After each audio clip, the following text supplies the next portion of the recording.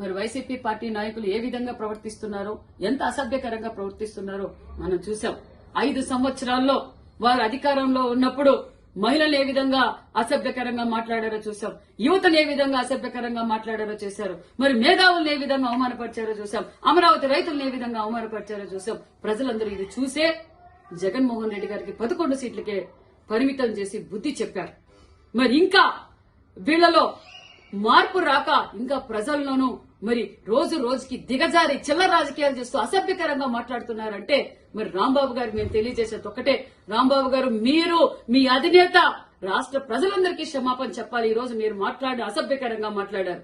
మీరు అధికారంలో ఉన్నప్పుడు, మా ముఖ్యమంత్రి గారు ప్రతిపక్షంలో ఉన్నప్పుడు మేము ఏ విధంగా మాట్లాడామో, ఏ విధంగా రాష్ట్ర ప్రజల కోసం పోరాటం చేశామో ప్రజలందరూ మమ్మల్ని చూశారు. ఈ రోజు మేము అధికారంలోకి వచ్చాం. అధికారంలోకి వచ్చిన తర్వాత మాకు చంద్రబాబు నాయుడు గారు నేర్పింది సంస్కారంగా మాట్లాడండి, రాష్ట్ర ప్రగతి కోసం పోరాటం చేయండి, ఎవరిని రపరప నరకద్దండి, ఎవరిని రెచ్చగొట్టద్దండి, ఎవరిని అసభ్యకరంగా మాట్లాడొద్దండని మా నాయకులు ముఖ్యమంత్రి చంద్రబాబు నాయుడు గారు మమ్మల్ని ఆదేశించారు.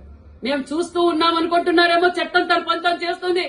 మా యువగల అధినేత నారా లోకేష్ బాబు గారు ఒక్క మాట చెప్తే మీ వైసీపీ నాయకులు ఒక్క గడప దాటి కూడా బయటికి రారన్న విషయం తెలియజేస్తున్నాం. మేము రెచ్చగొట్టకూడదు, మేము దౌర్జన్యాలకు పాల్పడకూడదని మా యువగల అధినేత నారా లోకేష్ బాబు గారు సంస్కారంతో ఈ రోజు రాష్ట్ర ప్రగతి కోసం ఈ రోజు మేము కష్టపడుతుంటే మీరు మా మాన్యశ్రీ ముఖ్యమంత్రి చంద్రబాబు నాయుడు గారిని ఈ విధంగా అసభ్యకరంగా మాట్లాడతారా? సిగ్గుస్తరం ఉందా? మనిషి అయితే నువ్వు మాట్లాడతావా రాంబాబు?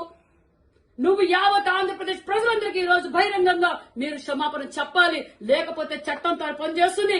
ఖబర్దార్ ముఖ్యమంత్రి గారి గురించి మాట్లాడే అర్హత గానీ నీకు లేదు. నువ్వు సంస్కారహీనుడు. నువ్వు ఏ విధంగా మంత్రిగా ఉన్నప్పుడు పనిచేసావో యావత్ ప్రజలు చూశారు. నువ్వు మహిళల పైన ఏ విధంగా ప్రవర్తించావో మహిళలందరూ చూశారు. యావత్ ఆంధ్రప్రదేశ్ ప్రజలు నిన్ను చీకొడుతున్నారు.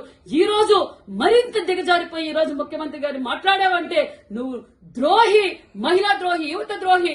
నీ అంత సంస్కారహీనులే లేరన్న విషయం కూడా తెలియజేస్తున్నాం. మరొకసారి నీకు తెలియజేస్తున్నాం, ఖబర్దార్. మా యువగల అధినేత అనుకుంటే ఒక్కడు కూడా నువ్వు బయటకు పెట్టలేవు. మేము నీకు సంస్కారవంతులం. మేము మీ అధినేత మీకు అది నేర్పలేదు. ఈ రోజు మా చంద్రబాబు నాయుడు గారు మమ్మల్ని అభివృద్ధి ధ్యేయంగా పనిచేయండి, ప్రజల కోసం పనిచేయండి అని చెప్తున్నారు. మేము రెచ్చపోతే ఒక్క గంట కూడా మీరు తట్టుకోలేరన్న విషయం కూడా మీకు తెలియజేస్తున్నాం.